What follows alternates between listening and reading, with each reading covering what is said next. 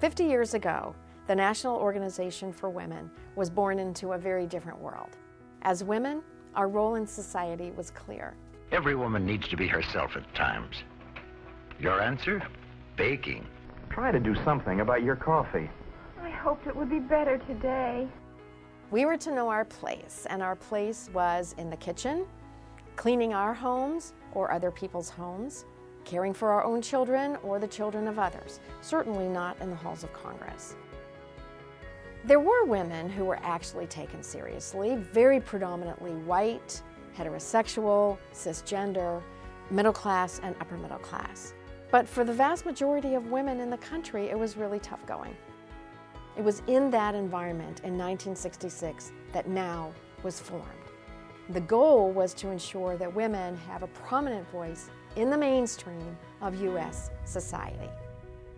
We did that by bringing back mass demonstrations that the suffragists had used, only this time we were fighting for the Equal Rights Amendment and for access to abortion care and birth control.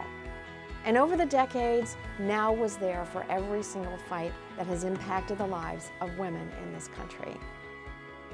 We changed the language, we changed the culture, and we changed laws.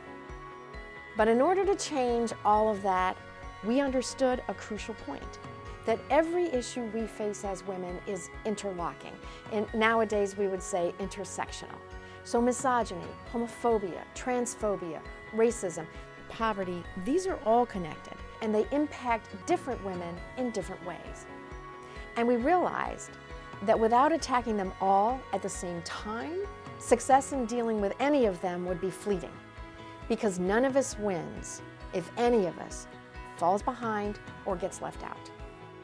And just as NOW has always been a multi-issue organization, we have also been multi-tactical.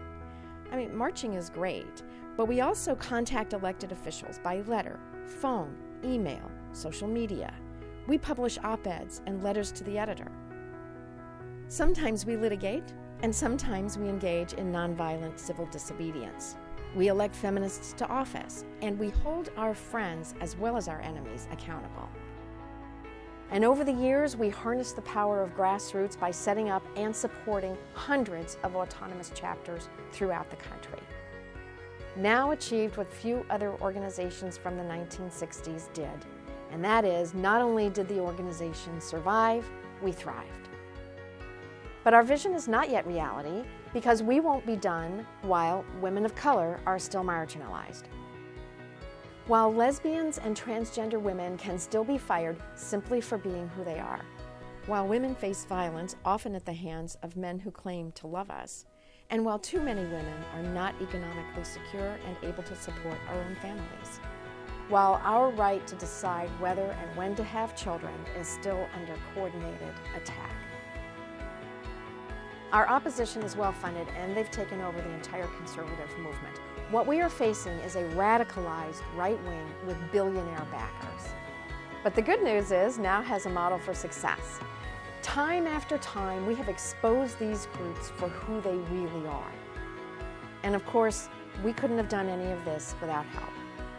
We've won a lot of battles over the past 50 years, and with your support, we're going to win a lot more.